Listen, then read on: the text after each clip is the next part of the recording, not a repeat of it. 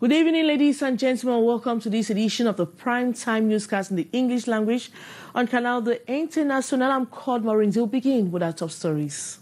The incident happens in the morning to protest. Agili has condemned the recent attitudes of parliamentarians marked by lots of absences during plenaries. Last week, only 30 answered present for the question and answer session. And the 10% of Cameroonians suffer from insomnia. Majority of them are women. These disorders can contribute to other medical problems, and some may also be symptoms of underlying and mental health issues. Those are major stories. Details right ahead.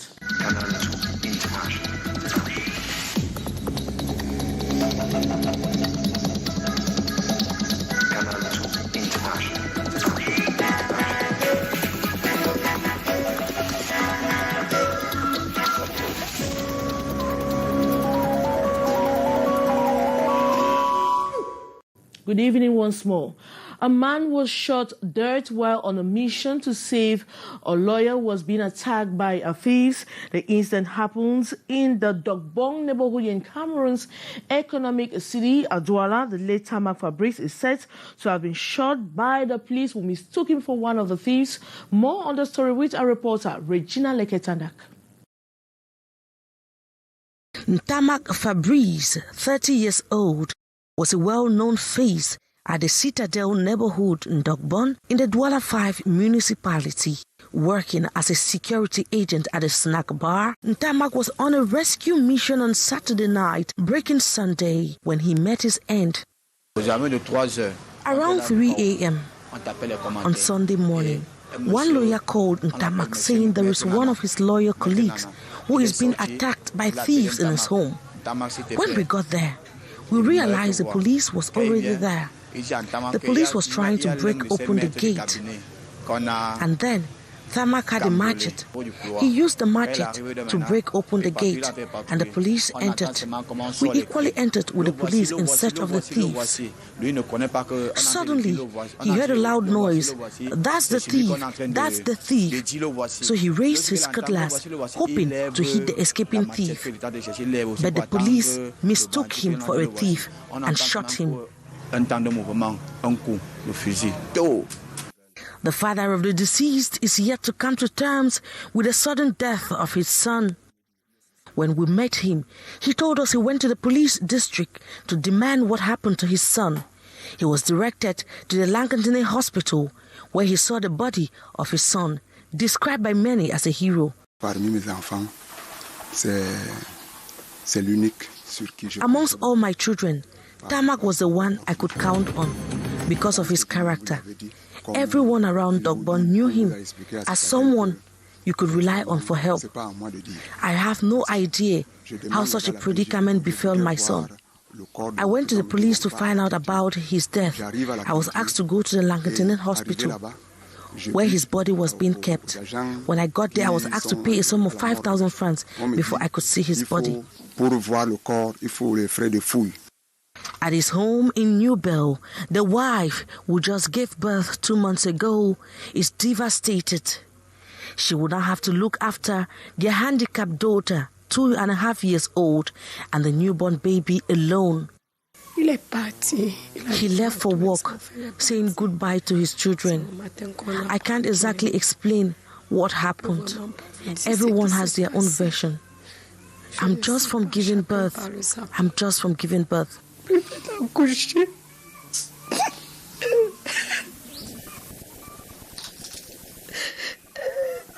We were not able to get the version of the 10th Police District, whose agent allegedly shot and killed Tarmac, mistaking him for one of the thieves. Contacted on the phone, the commissioner said he did not wish to comment on the matter. What a pathetic incident. Thousands of inhabitants of the Mabanda neighborhood here in Cameroon's economic city, Douala, were out on the streets this Monday morning to protest against the imminent demolition of their houses in the days ahead. They have described the actions by governments with the intention of reclaiming a land which belongs to the Ports Authority as unfair. More in the following story.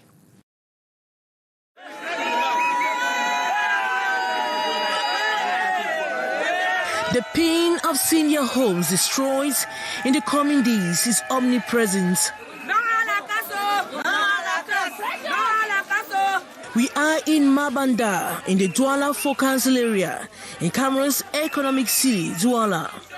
From the young to the old, they all brandished placards to express discontentment and injustice to a demolition exercise that will render more than 150,000 people homeless.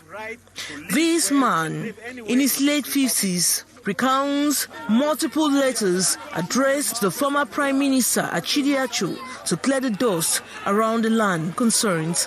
I've been here for more than 28 years. We've been having ups and downs with this question of land here until we wrote to the Prime Minister in those days, Achidiachu. The present governor here knows much about the problems here because by then he was the sub-divisional officer of Douala. And he knows very well that there's never been any engagement as if there was some plots land inside this Mabanda. This problem has been resolved. The Prime Minister has written to us that those of us who were the first occupants of this place will stay there until the day that the government will come and regularize it to the first occupants. And I think we were the first occupants of this place. So that's a thing about all we can say until about 2020 when documents started coming from ministries in Yaoundé, and then now it's evolved to say that this is Portland, which we cannot reconcile with. It is total mourning and wailing this Monday morning. Several schools, both private and government, are all involved in the demolition exercise. What becomes the fate of the thousands of children enrolled in these schools, parents have continued to question. More than 96,000 hectares of land have been earmarked for demolition, involving close to 4,000 to 6,000 homes. Those living more than 150,000 persons losing their homes in Mabanda Quarter.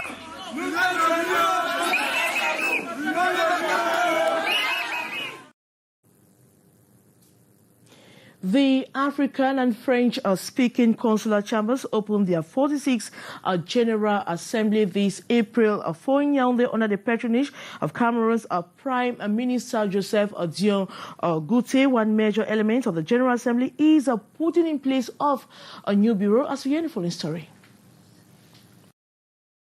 Even on the first day, that is, the beginning of parliamentary sessions like this of March, that goes to the election of a new bureau, absences are common, represented by proxies. That can be for 8 or 10 members, and it goes, for situations can come up. All seems to be going not bad until last Friday, during which only 38 parliamentarians answered present.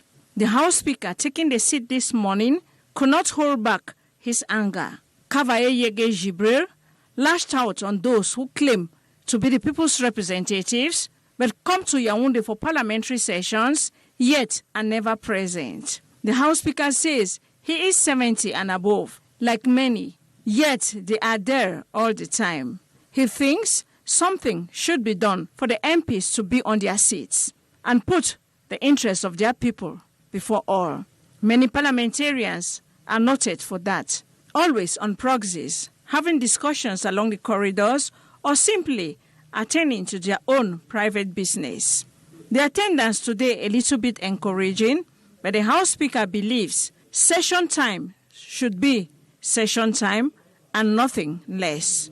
It was after that that Kavaye Yege Jibril opened the day's plenary that was on the bill relating to human research involving human subjects in Cameroon. Bill laying down rules governing health research.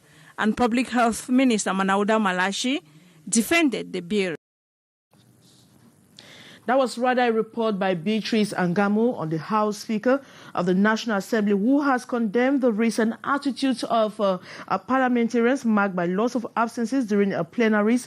Last week, only 30 answers present for the question and a plenary sitting. Now we go straight to the African and French-speaking consular chambers, which opened their 46th General Assembly this April 4 in Yaoundé under the patronage of Cameroon's Prime Minister Joseph Diongote, one major element of the General Assembly is a putting in place of a new bureau, with Cameroon President of the Chamber of Commerce vying for the presidency of the conference. More on the report with our reporter Hyson Cha. Over 35 member countries coming together during this 46th Permanent Conference of African and French-speaking consular chambers. Cameroon playing host to the prestigious platform after about 4 decades of membership, with the president of the Cameroon Chamber of Commerce, Industries, Mines and Crafts vying for the top post of the conference. We will have a vote today. We hope that the Cameroon will get the right place to be the president of the conference, I'm so thanking my colleague and also the Executive Bureau of CPC-CAF to accept our candidate.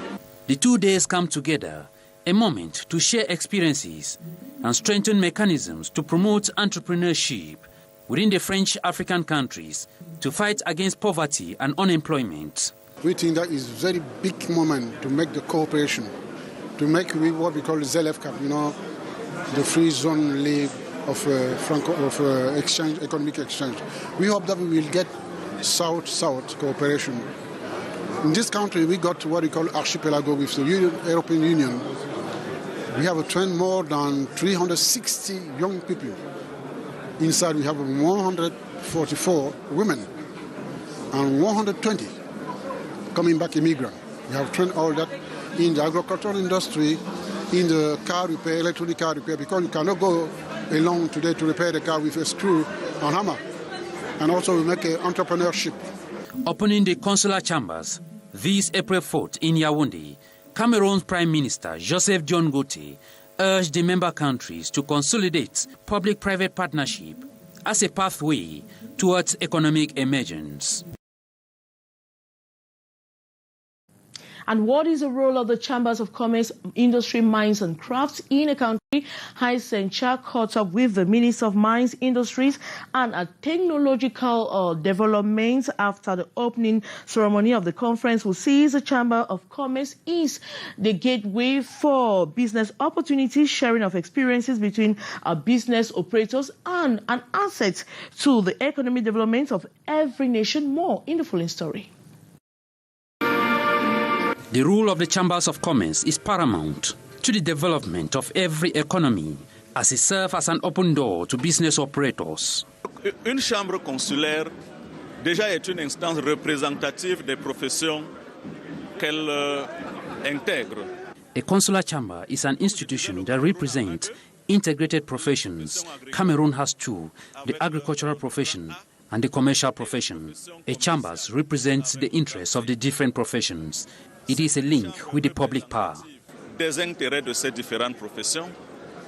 C'est une chambre qui a vocation à être l'interface avec les pouvoirs publics. The consular chambers, an element to catapult the private sector, serving as a springboard to national and international partnership, as well as tightening the collaboration with the state for a fast-growing economy. C'est pour le secteur privé que les chambres consulaires sont mises en place. It is for the private sector that the Chambers of Commerce is put in place.